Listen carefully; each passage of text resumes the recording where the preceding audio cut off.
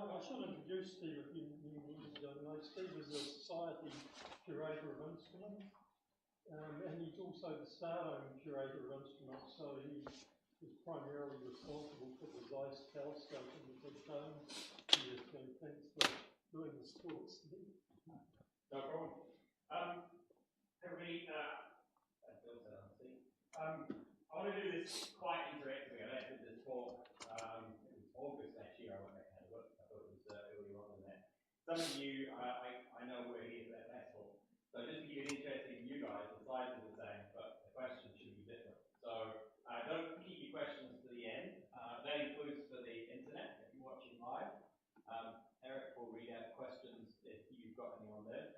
So this session will go as kind of as long as you want it to. So ask me some questions. If they're too hard, I'll just go over and I'll answer your questions and I'll point in the way that I can. But this session is all about telescope and accessories care and maintenance. Really important. You just spend a lot of money on a new toy. You really want to be able to look after it properly.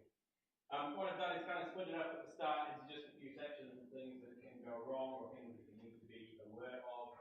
Probably the most severe thing you can do is shock, is the drop your scope. It's kind of the extreme spectacular scope with the broken corrector. Now the Society, we had exactly this happen to us.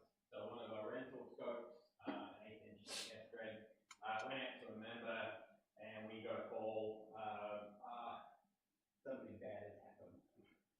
And I don't think it's quite as smashed as that, but it doesn't really matter. You get any cracks on the correct plate.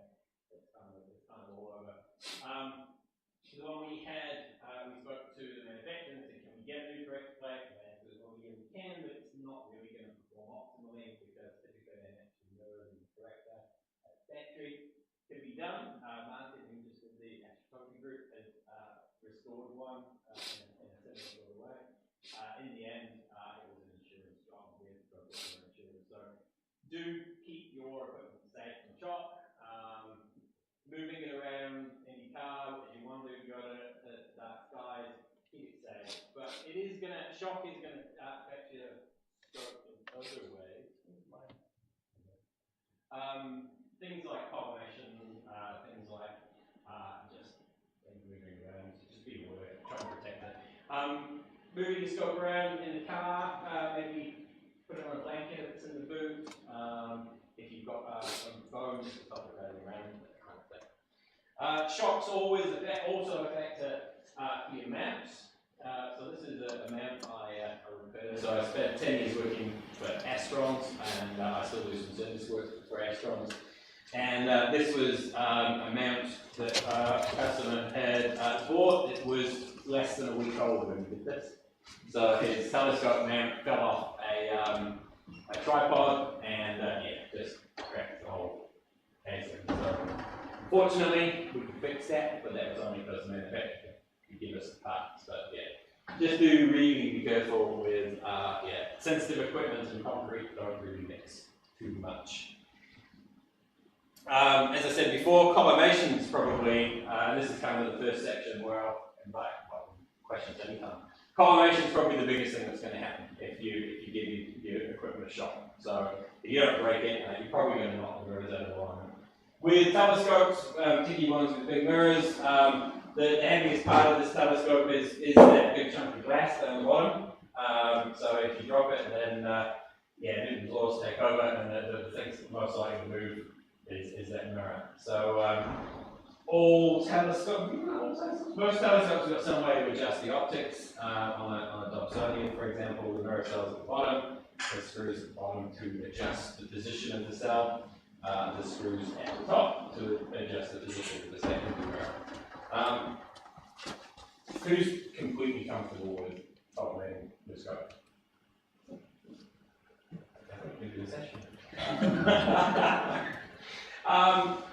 Collimating the scope is easy. I remember when I first got into astronomy, I first got my first telescope, and you read the manual about. Oh, sorry, you couldn't hear me. No, I had to dial the volume right. I'll say why. Should be able to hear me now. I was terrified about collimating my scope. So, you know, you get the scope, you have a look at the manual, and you say, oh, here's the collimation screws, and you go, oh, yeah, that kind of makes sense. I'll just go on the internet, and you find all the horror stories. I tried to collimate my scope, and I can't get it back to working again. There's, you know, don't touch collimation, otherwise you might need to take it into the shop to get it sorted. Actually, it's pretty simple. Everybody knows what collimation is? Most people do. It's just alignment of the mirrors. So, so the way that a reflector telescope works is the light comes in at the top, it hits a mirror at the bottom, the light's reflected back up again, it hits another mirror, depending on the type of telescope, it comes out the side or goes back down the back. Now, if those mirrors are tilted in any which way, that light isn't going to travel straight. It's not going to go directly from one mirror to another. So we need to align the mirrors. If you look at a star through your telescopes, not quite in focus, you'll see these rings. The image is called an airy disk or diffraction rings. And you'll see that this one, you've got two concentric rings there, you've got rings that are not concentric here. This is outer collimation, that's in collimation. So the basics are, if everything lines up, then those rings that are caused by diffraction will line up too. Adjustment on a Dob, pretty simple with some simple tools. Who's collimated a Dob before? Only a few of you. Who's collimated anything before? Okay, cool, about half the room. Who needs to collimate something? There you go, same lot. Okay, everybody needs to collimate. Good answer, I like it. So, collimating a Dobsonian, I'll do this super quickly, but I'm happy to go through it again at the end if anyone wants to see it a little bit more in depth. We got a tool with a laser. It's just a laser pointer with a hole in the side. Put the laser in the eyepiece hole. This is not too bad. It's a fancy one. Sorry? Laser pointers, yeah. You buy them at any astronomy store. Of course, we recommend Astrons.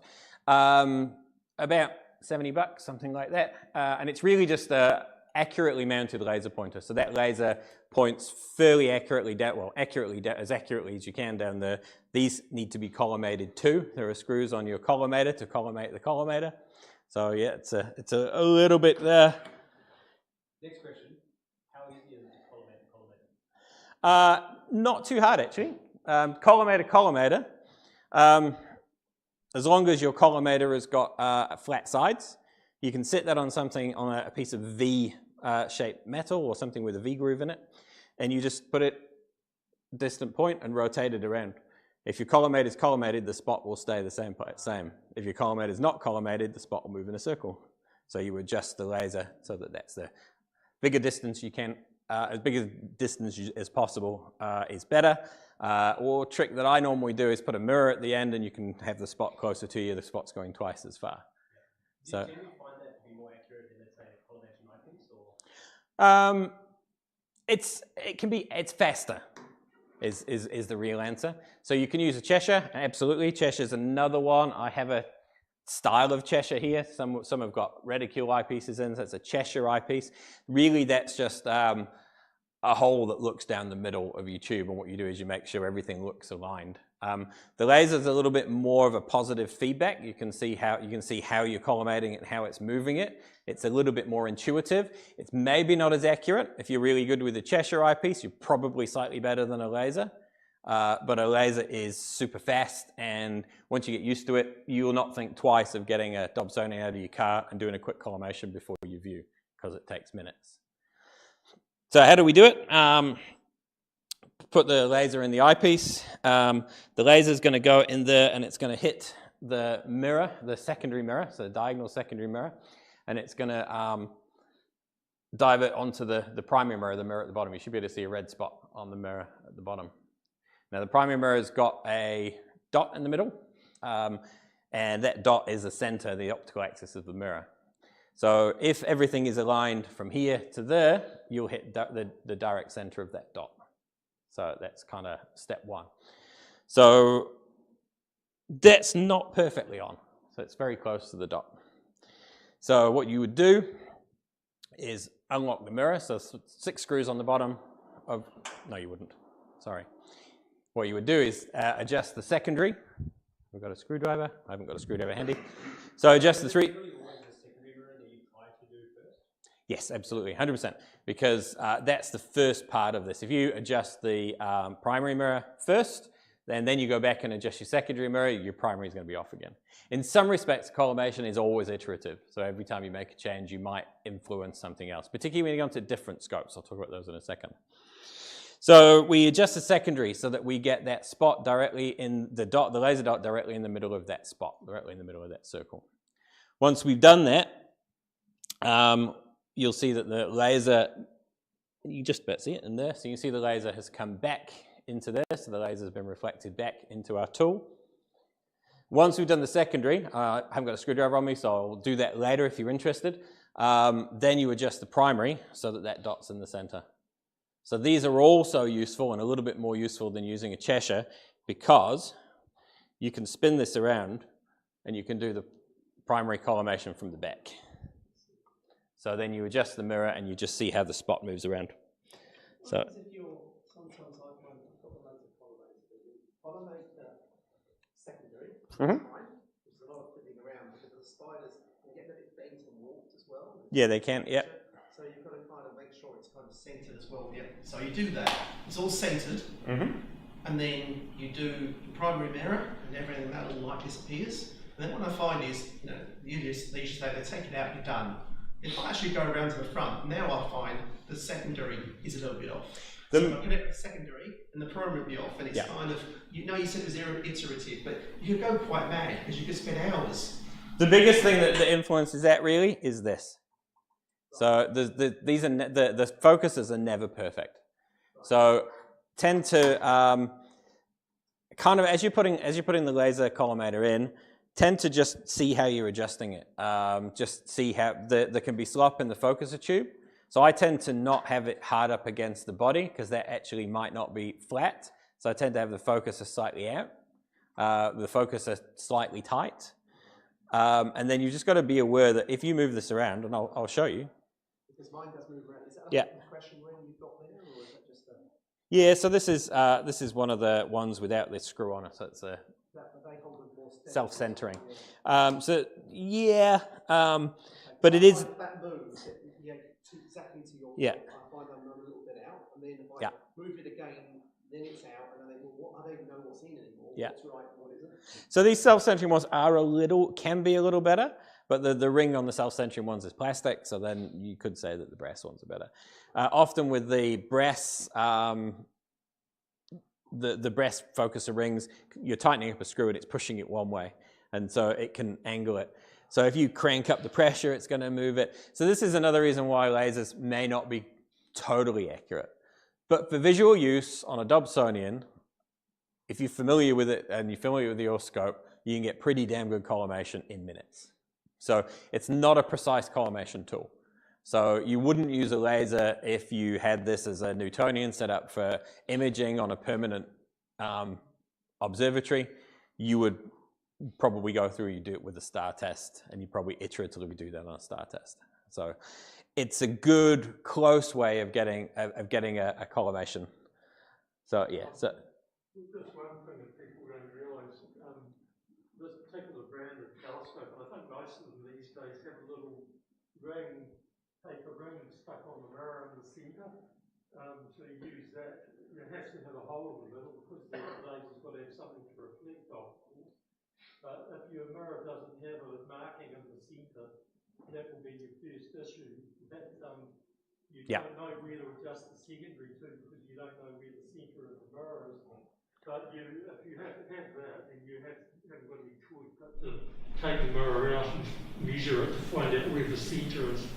I guess.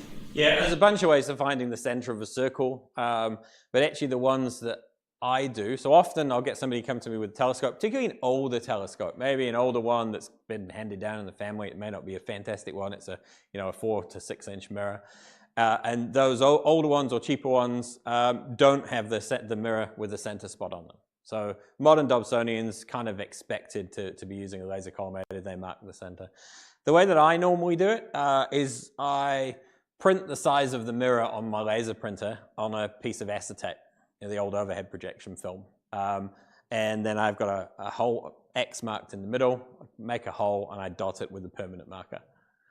Then I get a binder ring, the ring binder reinforcements, and stick one of those in the middle. So just over that dot. So you can mark your own. As I say, there's a bunch of ways of doing it. I do it that way because you're less likely to touch the surface and get your fingers on the surface. So plastic sheet, essentially. You can do it with paper. Plastic sheet lined up to the edge of the mirror, and then a dot in the middle, and then it allows you to collimate it. Is it completely accurate? No, it's not, but neither is the laser. But it's going to give you a good enough view. It's going to give you a lot better view than a non-collimated scope. So yeah.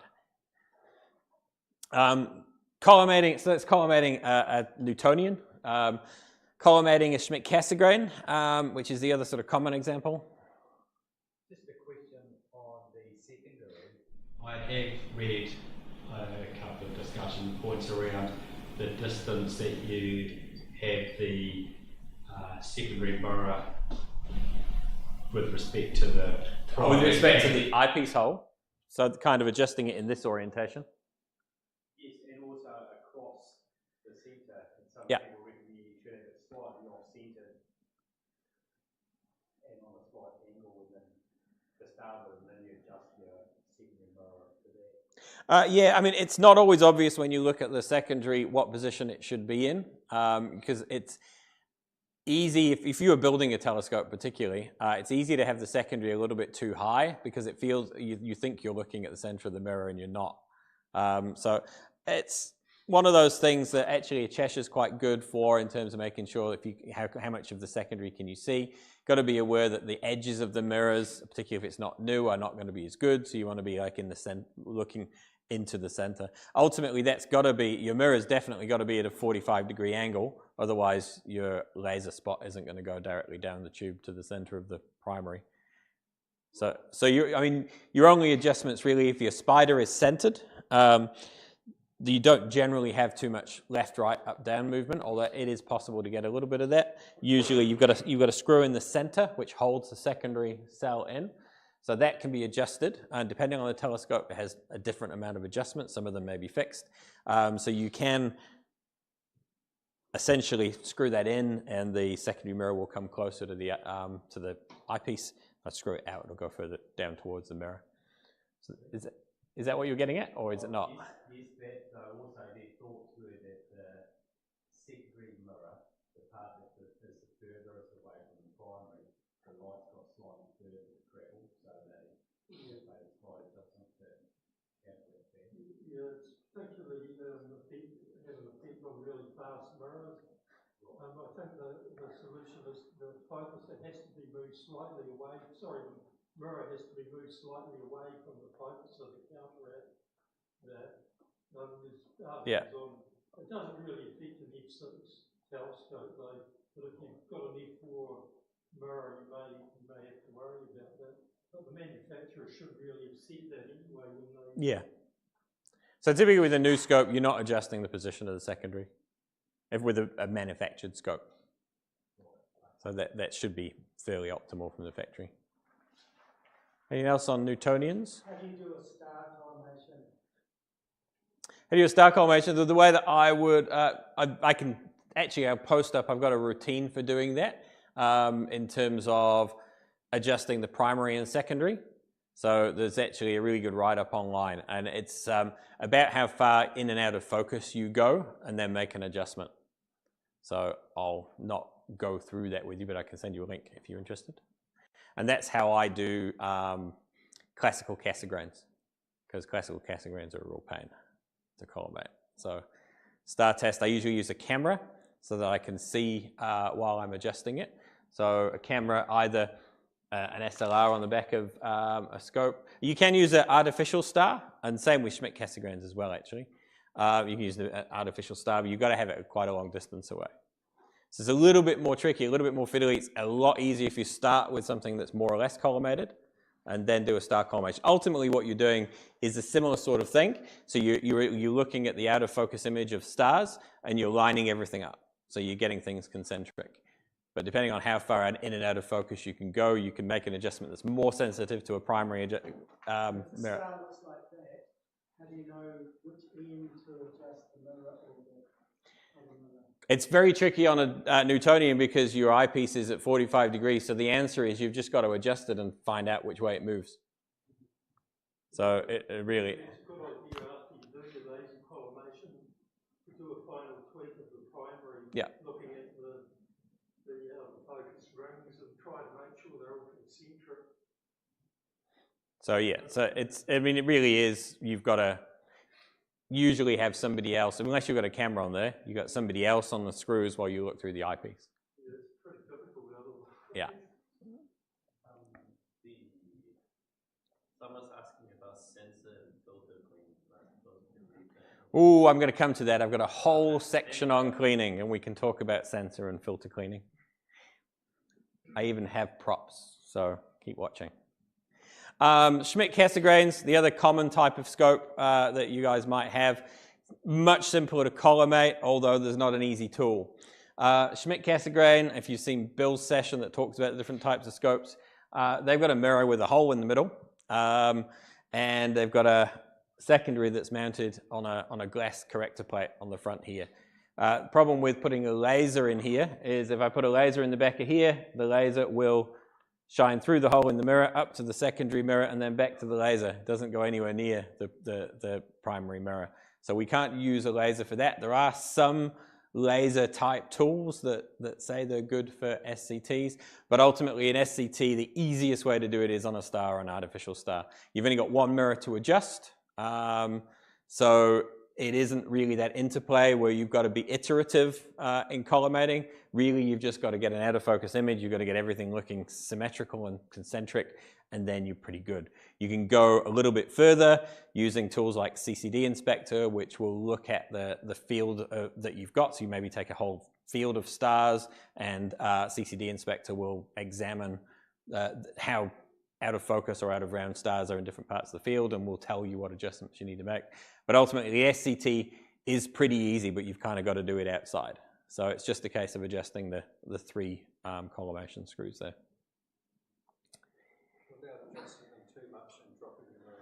Without adjusting them too much. So that's sort of a thing with all of these. These are screws with things hung on the end of them. So if you untighten them, you've got to be aware that maybe you're making other ones loose.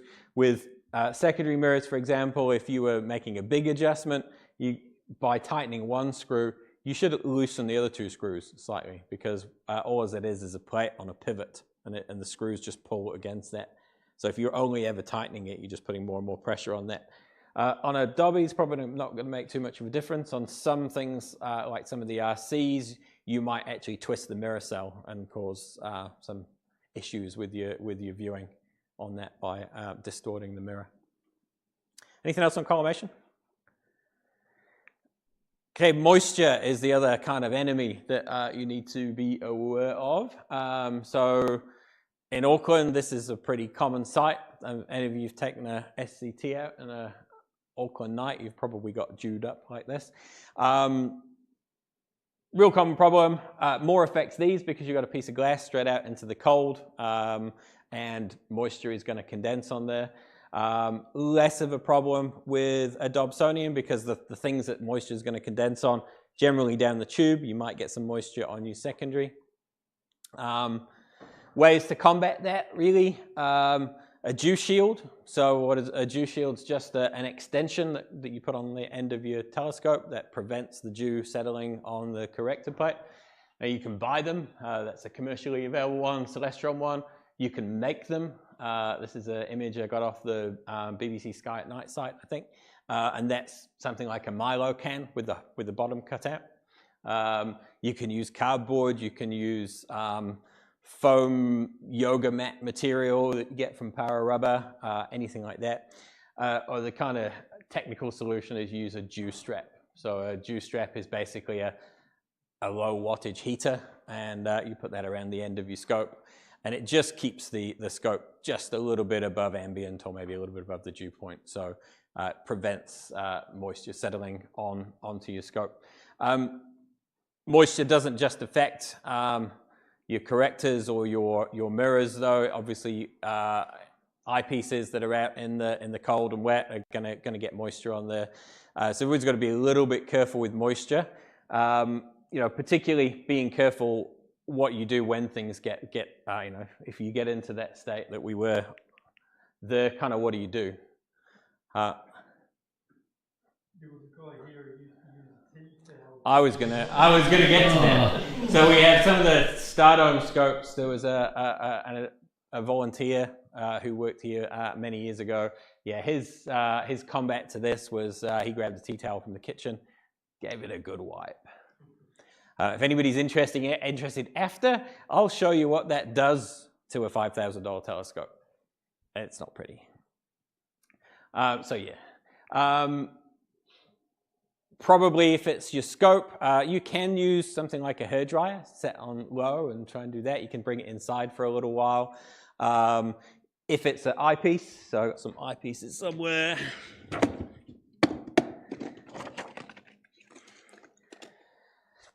Eyepieces, the tendency is to, I wear glasses, if you are wearing glasses, have you got the bad habit of doing this? Yeah, I do. The coatings on here are ruined. That'll do the same to your eyepiece as well. So while there's a tendency to just grab whatever bit of cloth you've got and wipe your eyepiece, probably not a great idea. Much better to find other ways of drying it out. Maybe take it inside for a little while, let it dry out. You can use a microfiber cloth. I'll get to cleaning shortly and talk a little bit more about that. But moisture settles on everything. What you'll also notice when you take your telescope in the house after an observing session is it's going to have dew all over it. It's going to be pretty wet. I've brought scopes in, particularly as the colder months. I've brought scopes inside and they've been literally dripping wet. And you put them down and there's literally a puddle. Biggest thing for that is don't put it straight back in the case of the box. Let it dry out first. Leave it. Don't put the dew cap on the top. Leave it. Let it dry out. That sort of brings us on to storage. So when you do, after an observing session, bring your kit back in. What do you do with it? If you do leave optical equipment damp as you put them away, then we get mold. Few photographers in the room I know who's had a lens that's got mold in it, had mold in it. Yeah, I've certainly had at least one and been gutted when I realized I'd stored it in the back of a damp cupboard. Mold, you get mold on corrector plates as well. The thing with mold is it eats coatings. So whilst you could clean the mold, the optical coatings, the anti-reflective coatings will be damaged by the mold. So yeah. How many of you got a Dobsonian? Quite a few of you. How many store it like this?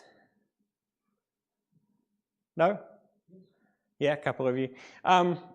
That's okay because it's kind of out of the way, but you also run the risk of things getting onto your mirror. So at the very least, it would be dust. As much as you think these things are sealed, they're not. So dust will fall on the mirror. It's going to make it so that your mirror needs cleaning more often.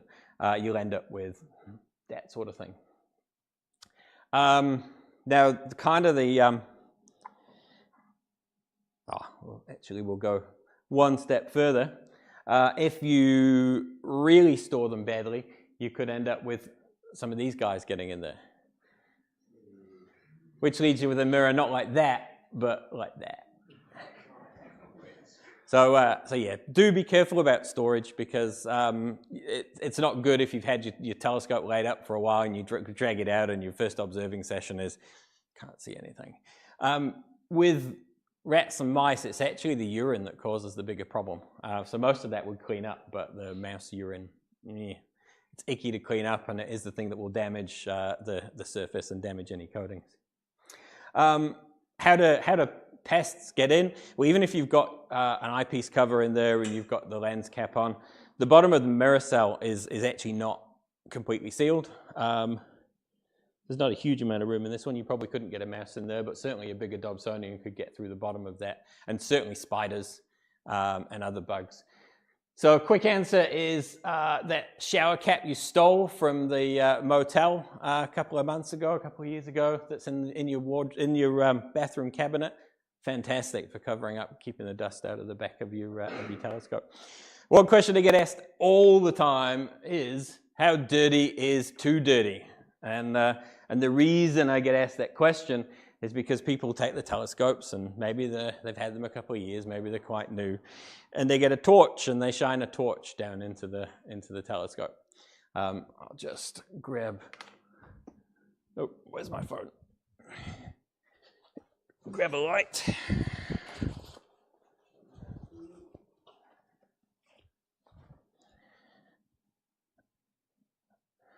So this is the absolute worst thing to do with your Dobsonian, shine a torch down the barrel and say, ooh, how dirty is my mirror? Because you'll almost certainly come out with the answer of, oh, I need to clean my telescope. This is good, I can shine my torch in everybody's eyes so I know if you've seen it or not. Oh, there we go.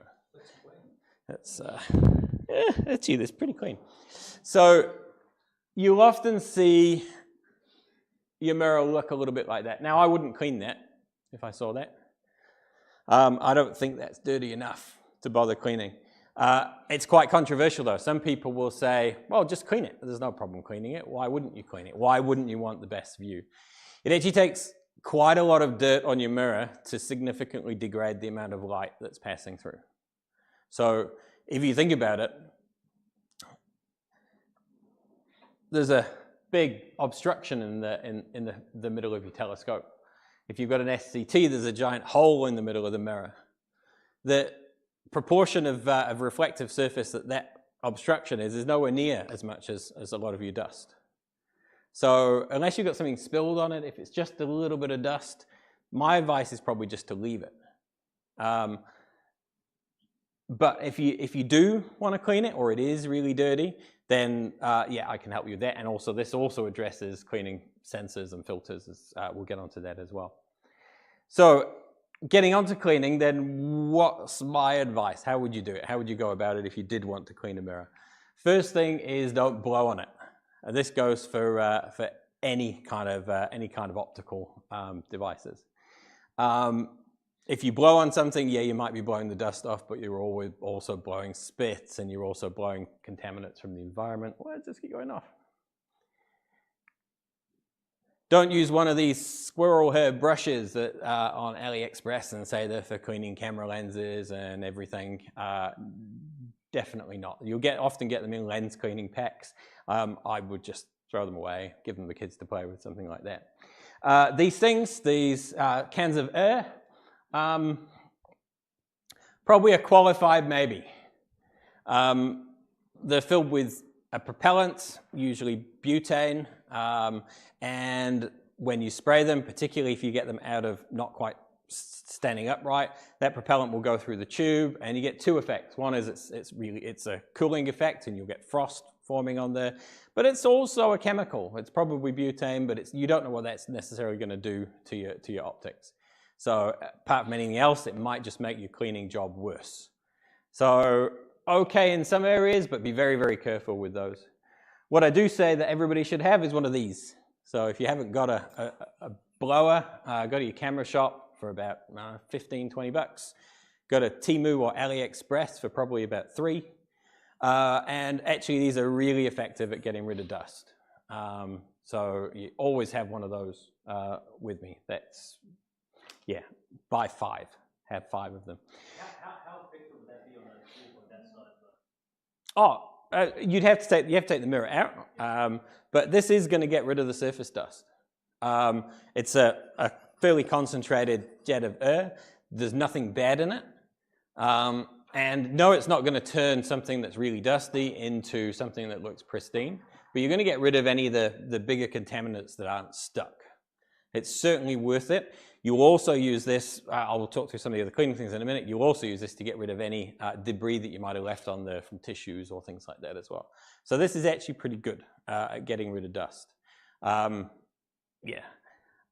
There's not really any other way that I would recommend of blowing air on anything. So anything that uses compressed air, there's always some risk of there being oil or liquid or propellant or dust that you're going to cause more on. So it's a little bit more controlled. Probably one of the best ways of cleaning the mirror Does anybody know? Hazard a guess?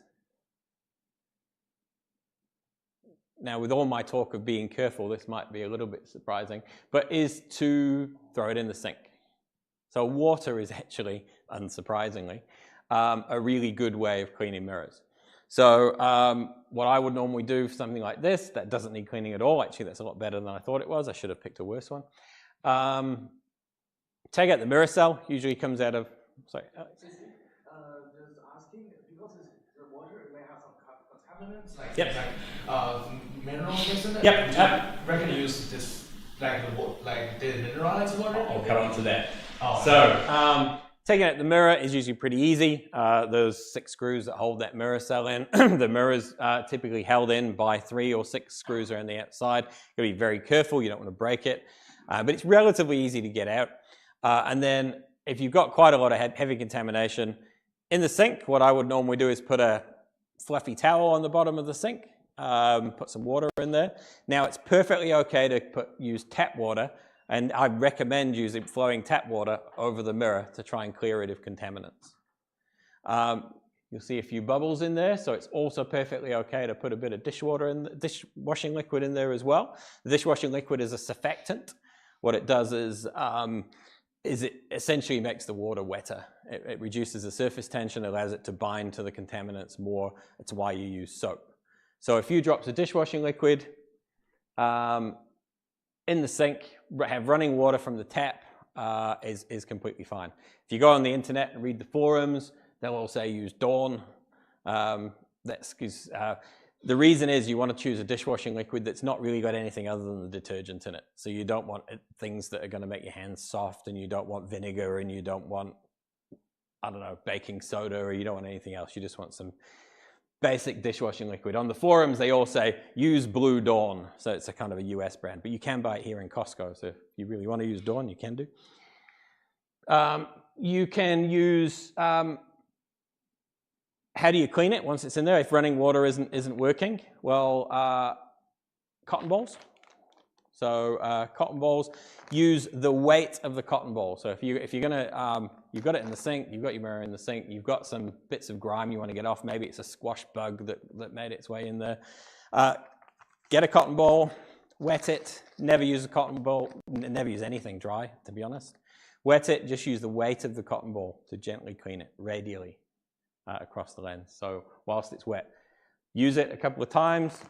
My laptop's not having fun today. Use it once and throw it away. These things are cheap, so don't reuse them, because you're getting grit off your mirror onto the cotton ball. Once you've used it, throw it away and get another one. You know, it's $3 or $4 for, I don't know, what, 400. Make sure that it is pure cotton. Be careful that it's not recycled stuff or any additives, because cotton's going to be gentle enough for the mirror. Other stuff may not be. To your question about what happens with minerals in the water. So yeah, you're right. So tap water has got various dissolved minerals. It's got chemicals in there. There's chlorine in there. There's all sorts. For your clean off, use tap water. So as you're cleaning it, this is getting annoying. As you're cleaning it, use tap water. Once you've finished, you want to give it a rinse with demineralized water. So this had all the salts and the minerals removed from it. You can use distilled water. There's not a huge amount of difference between distilled water and demineralized water. It's just the process used to make it. Demineralized water uses a chemical process to take any of the minerals and additives out, so you're left with plain H2O. Distilled water can leave some volatiles in there that also boil off when it's distilled. It doesn't really matter. It doesn't really matter. But what I would say is, don't think to yourself, oh, I've got distilled water in my dehumidifier, because that comes from the air, that must be pure. And I have had that question asked to me. If it's not obvious, your dehumidifier is also sucking in all the dust and contaminants in the air, and that water that's in the bottom of your dehumidifier is yeah, wouldn't touch that at all. Well, Steve, one thing I tried when I cleaned mine last year was to have about 10% isopropyl alcohol mixed with the demineralized water. Yep, you absolutely can do that. Just that anything greasy remaining on the mirror, took it off. Yep. Isopropyl alcohol is quite harsh. dilute it down with demineralised water. Absolutely, and I've got an answer for that one too. And it also dries without leaving the residue. So, Coming on to that, you're preempting it. oh, sorry. He's seen this before. Other optics as well. So other optics, how do I clean other optics? So I think Bill's suggestion on mirror, yeah, absolutely. If you've got something stubborn, use a bit of dilute isopropyl alcohol. But that's also relevant for other optics. So eyepieces, correctors, binoculars. The process is actually fairly similar. The advice is the same. Don't blow on it. Don't use one of these silly brushes. Be very careful if you're going to use a air dust spray can thing. Use the blue bulb, squeezy bulb thing. But then there are a couple of things that you can do which will help you with those, and I've got a secret recipe handed down to me from a previous curator of instruments. And it's not KFC's secret recipe, it's this. Demineralized water, isopropyl alcohol, thanks Bill, and dishwashing liquid, or Dawn if you can get it. 70, 30, few drops. Now that is, Graham Beasley taught me this probably 15 years ago. I have a bottle of this forever. Some of you know me, we've seen this bottle many times. I call it the mix, and this is good for cleaning everything. I clean my computer screens with it, I clean my TV with it, I clean binoculars, eyepieces, stubborn telescope, mirrors, pretty much everything. So I've always got some of this. I've also always got a bottle with me of just plain demineralized water. So you can clean with this, and then you can sort of get rid of everything, wash it off, rinse it off with demineralized water. I've got these in a spray bottle, but be very careful with sprays because what you don't want to do is get water where you don't want it. So a good example of that would be a refractor telescope. If you've got a refractor with a doublet or a triplet lens on the front, so multiple stacked elements, if you spray a whole load of your favorite mix on there and get it really wet and then slosh it around with your cotton balls, what's going to happen is that water's going to make it around the edge. And then if you're lucky, it's just going to get around the edge and it's going to maybe make your telescope rusty. If you're unlucky, it's going to seep into the side of the cell and between the lenses. And at that point, you're up for disassembling the whole thing and trying to clean it and dry it and maybe damage coatings and things along the way. So never ever, despite the fact that I'm showing you my spray bottles, never ever really spray with these. On a mirror, that's fine. It's not going to get anywhere you don't want it. But you really want to be putting it onto something. What is that something? Tissues, plain white tissues. Make sure that they're not recycled. Make sure that they've not got hand cream in them, no aloe vera, no anything like that. Tissues are great because they're soft and they're not going to damage any optical surfaces. I said before, cotton wool balls, fantastic. Just use the weight of the cotton wool ball to do the cleaning. Kim wipes. You get these from places like NZ Safety Blackwords. I think you get them from Office Max. They're kind of a laboratory wipe that you can buy. I haven't got any with me, but they're fantastic as well. They don't leave any residue. If you're going to clean something with a tissue, it is going to leave some residue. It's going to leave some little bits of fluff. You're then going to have to go around with your little bulb blower to clean that off. But the Kim wipes won't. So my golden rule, as I talk through, don't put solutions on your optics directly. So wet your cotton ball, wet your tissue, and use that to clean it with. So how do you do it? Process is to dab. So if I was cleaning the eyepiece, shall I clean an eyepiece? Maybe I should clean an eyepiece.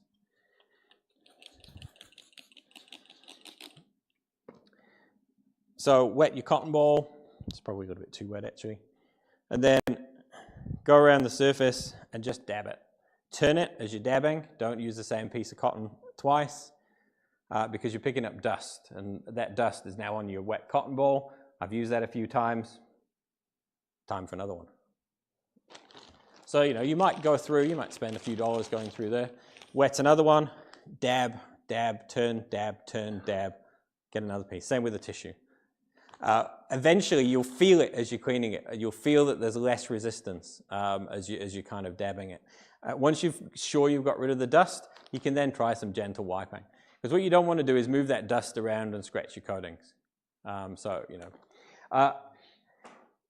Use common sense. If you've got a $40 eyepiece, probably don't spend 4 hours cleaning it as gently as you can. If you've got a $1,000 eyepiece, you probably do want to spend a little bit of time cleaning it. So, maybe if you're out in the field and you've got a cheaper eyepiece and you've got kids who want to see Saturn, maybe a microfiber cloth is fine. I mean, eyepieces and binoculars and even correctors, the coatings on there are made to be cleaned. They're a lot tougher than some of the coatings you might find elsewhere, certainly on sort of the inside of optical elements. Use the lightest of touch when you're cleaning it. Use kind of the weight of the tissue or cotton ball. If you don't want to be scrubbing it, you don't want to damage it. And yes, they never use the same section tissue or cotton more than once. And then another good advice is use the corner of a tissue. I haven't got a tissue with me, but once you've got some moisture on there, you can kind of just dab where you've got moisture on there. You can just use a corner of it and that will wick the moisture up to help clean it. With the mix, if you've got some alcohol in there, or you could have some plain demineralized water and alcohol without the dishwashing liquid, that's going to evaporate pretty quickly anyway. If you're using demineralized water and pure 100% isopropyl alcohol, 99.9%, then that's going to evaporate pretty quick. You can use the same thing on camera lenses and filters. When it comes to camera sensors, though, that's a little bit trickier. I said I had a slide just for you on the internet. There's a product called First Contact. It's a polymer liquid, and you pour that onto a mirror, a lens, a camera sensor, and it sets. Grant did one of our members' cameras a couple of weeks ago with this same solution. So this, it applies a film, it's a plastic. You put a piece of plastic tab or some dental floss on it before it dries to allow you to pull it off. And it adheres to any contaminants on the surface. The formulation, the company says it adheres at a molecular level. But this same product's used in a lot of research observatories, a lot of laboratories around the world, and it's very, very good at what it does. Might take 2 or 3 applications if it's heavily soiled, but all you do is you pour it on, you let it set, and you peel it off. It's very low adhesion, so it doesn't stick to the surface. It doesn't take too much effort to take it off. And when you take it off, you're left with a clean surface underneath. All that dust and grime has bonded to that polymer liquid, and you've lifted it off. So that's probably the most effective way to clean a camera sensor. You can get camera sensor cleaning kits that have got what is essentially a bit of Kim wipe on the end of a stick with a little bottle of isopropyl alcohol. They work. It's pretty scary. I know, I've done it.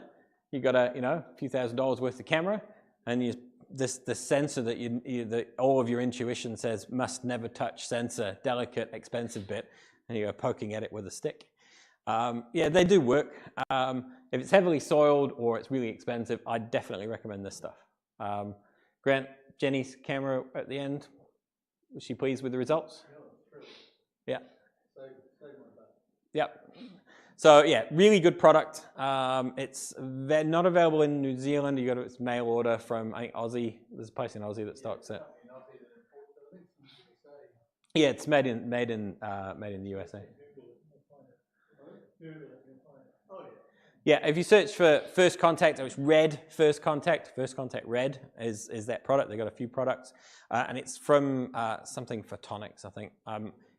If you come and see me, I'll Google it for you. It'll be on that label. Yeah, photonic. You can see it on there. Like binoculars and stuff, you don't use measurement solution to do compare binoculars, for example. If you have a half-meter telescope, then you can start to get more expensive, obviously, but for the smaller optics, So I first became aware of this probably about 10 years ago. A member of the society who lives down country, who has multiple observatories, has his telescopes not covered, and they're open to the elements, and he uses them every night. And he had, I think it's either an 8 or a 10-inch Ritchie Cassegrain, and it was Ritchie Creation, sorry. And it was, the mirror was was horribly dirty. And we were talking backwards and forwards for a while, and he said, I've found this product, I'm going to give it a go. So let me know how it turns out. And it went from a mirror that was maybe not quite as bad as the mouse mirror, but it was pretty bad. It was certainly worse than the mirror that I showed you next to the mouse mirror. And when he peeled it off, it was almost pristine. He did 2 applications of it, and it came out looking like brand new. So that's kind of it for my slides. I'm still open to questions. Give me some hard ones. If you want to see anything, then I can show you stuff. If you want to talk about anything else, then yeah. Any questions? I was just going to mention, Steve, most mirrors that fit in commercial type settings these days are not just a simple aluminium coating. They usually have protected. Yeah, that's right. They got a quartz. That makes them a bit more resistant to cleaning. Yep, should have mentioned that. Most of your mirrors will have a quartz or silicon dioxide overcoat. So when they put you get the glass blank and you deposit aluminium on it, and then you deposit silicon dioxide on top, and it's a really hard quartz surface over the top. So it should cope with a bit of cleaning. Some older telescope mirrors, maybe not. The Zeiss mirror, for example, doesn't have any coating on it at all. It's raw aluminium. When we dismantled the Zeiss in 2019 to put the automation on it, to put the motors on it, to make it robotic, when we were reassembling it, the mirror was dirty. So I actually got my bottles out, these bottles, and decided to see how easy it would be to clean that. And on the Zeiss, there's a metal ring that covers the edge of the mirror, so that mirror is never exposed to light. So I gave it a go on the edge of the mirror to see how much pressure I could use to try and clean it. And the answer was just about none. Sort of even pretty much the weight of the cotton ball, if I moved it in the same spot too many times, left a visible mark that didn't go away. So yeah, if it's mirror like that, you probably can get away with a lot more. But be real careful. I mean, the answer is, the real thing is, if your telescope's a little bit dirty, you're seeing a little bit less light, and you can always clean it. If you scratch it, then it's going to be scratched forever. There's nothing you can do about it. So do be sort of really careful with it. Do secondary mirrors get as dirty as the primary? Facing away from dust, aren't they? Yeah, they are. But it sort of depends on the environment. So if something's in a garage and it gets dusty in there, simple fact is the air currents have probably put dust everywhere. It's the other thing you have with the secondary mirror is if you are using it outside, well, you're going to be using it outside obviously, but I mean, if you are getting dewing on there, and you can get dewing on the secondary, so it is getting moisture on there, and then you put your telescope away and it's still slightly damp, and then the way you put it away is more dusty, that dust can stick to the moisture, and then so both mirrors will get dirty, can get dirty. You can remove the secondary and use the same process. So you can't quite see how dirty it is, can you? See the primary. Well, I mean, just take your eyepiece out and just have a look down. Just have a look down the hole, really. Sometimes I've seen a few where the secondary's been quite dirty just because an eyepiece has not been left in it and it's been stored, maybe been stored like this, and then an insect's got in there and died on the mirror, or so it's the more you can keep it covered up and keep dust out, as I said, those shower caps you've stolen from the hotels, then yeah, they're great for that. You'll all go to hotels now and steal the shower caps so that you can take them home for your telescopes. But yeah. Sorry, there's another question.